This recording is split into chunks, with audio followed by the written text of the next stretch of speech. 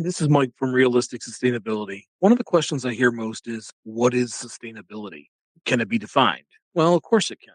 And that is, sustainability is the ability to meet the current needs of the present without compromising the ability for future generations to meet their own needs. Now, when you hear that, it's usually from sustainability experts. You're not generally hearing that just everywhere. But when those experts recite that definition, they tend to be thinking of the large scale, just like you are when you watch the news or you're browsing the internet. It's always global materials, recycling, ecological waste, all those large scale topics tend to seem to follow that definition. But here on realistic sustainability, those same things happen small. It's what we call the root of sustainable thinking. From your household to your own mental health, there's a small scale version of that too. Sustainability and sustainable thought all functions by balancing on three legs: the environmental, the economical, and the social or societal. Without all three, we would absolutely fail in trying to be sustainable as a planet, as a country, as a city, or even in our household. All three of those are needed. It's the whole scope. Environmental, well, it's what we're used to hearing. It's the most commonly thought of thing when you think about sustainability. That's resource management, waste, environmental health. But you have an environment also, your house, your yard, that 3 miles around you. So your town, that 3 miles around you is your direct environment. So when you think big, you're going to think like everybody else does: waste management, getting rid of plastic, all those normal things. But thinking small, which is the area you can absolutely affect, well, that's your personal sustainability within that 3 mile space. Now let's look at that when it comes to economic. Kind of hard to think the same way for economic. When you think of economic, most sustainability people get crotchety because it's not a fun thing to add to it. Many think it's the economics that have caused the sustainable issue, and they're not necessarily wrong.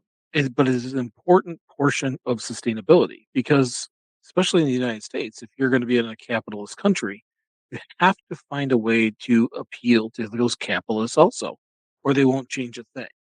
You hear me say it all the time. It's almost always cheaper to be more sustainable. That is me targeting capitalists because if it is cheaper, they will do it. And again, doing the right thing for the wrong reasons is still getting the same result.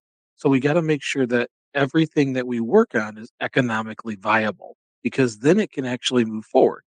If you have the pipe dreams, there's nothing wrong with it.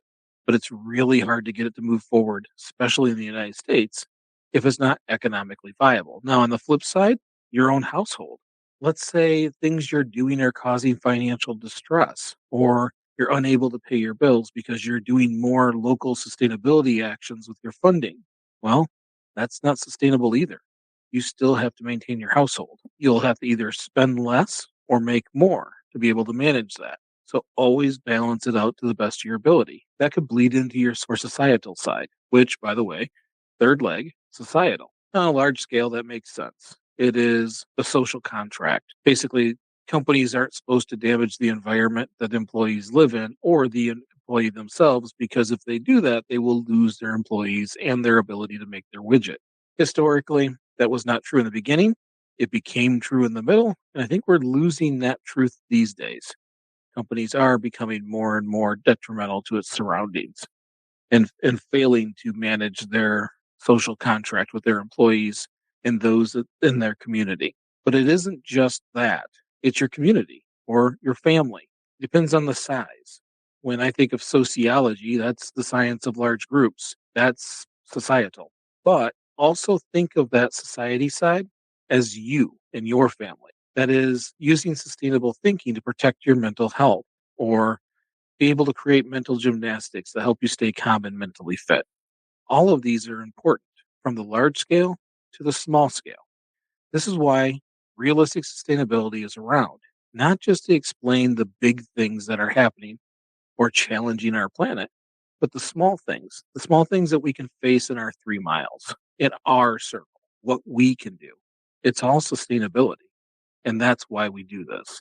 Thank you for listening. If you know someone who cares about sustainability or is even just curious, tag them in this or send it to them directly.